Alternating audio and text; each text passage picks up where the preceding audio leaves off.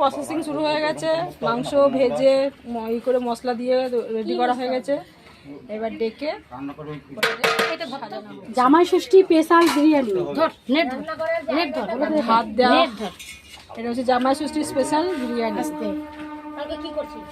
আপনাদের যদি ভাতটাই দিয়ে দিল, একসাথে 3-4 ভাগে হয়, কিন্তু অত ঝামেলা করার সময় নেই।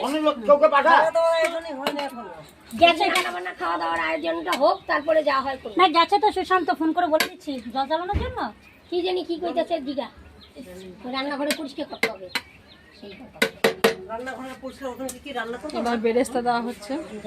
বেরেস্তাটা কম হয়ে গেলে মনে হচ্ছে। এই নে, এই বড় না তাহলে এগুলো দিয়ে ধর, লাগবে না লাগবে না তো চলে দে দে।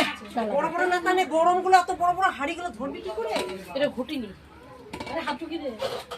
জাফরান ভেজানো কি আছে, কালারিংটা নাকি কালারিং? হ্যাঁ, জাফরান দুধ ভেজানো, গোলাপ জল কেওড়া জল আতর সব দেওয়া হলো একসাথে। এবার ঘি দেওয়া হচ্ছে। ব্যাস, আমাদের রান্না আজকে মোটামুটি কমপ্লিট। এখন বাজে 1:30, তাই তো? অবশ্যই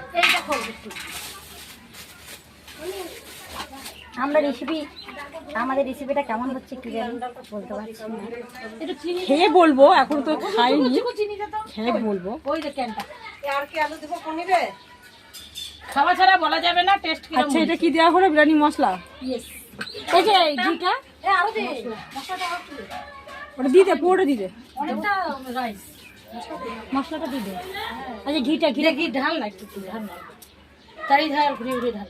রান্ধুনি অনেক আজকে, কে যে কি রান্না করলো, কোন দিক দিয়ে রান্না হলো কিছু বোঝাই গেল না।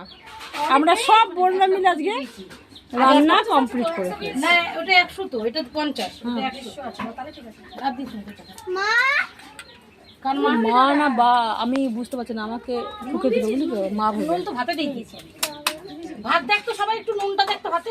ভাতের নুনটা একটু চেক করে নাও। সেই বুঝে নুন দেবো। দীপিকা, নুনটা দেখ, তুমি চেক করো, চেক করো, ভাতটা চেক করো। ভাতটা দেখ, ভাতটা এটা দেখ পনির দিব। ঠিক আছে, ঠিক আছে। বিরিয়ানি চেপে গেল। এক্সপার্ট লোক আছে। খাবার টেবিল কোথায় পাবো? কলকাতায় বিরাটি সরি, কলকাতা বিশ্বরপাড়ার দোকান আছে, ওই জন্য এক্সপার্ট আছে। না, বিরিয়ানির দোকান নেই, কিন্তু ফাস্ট ফুডের দোকান আছে।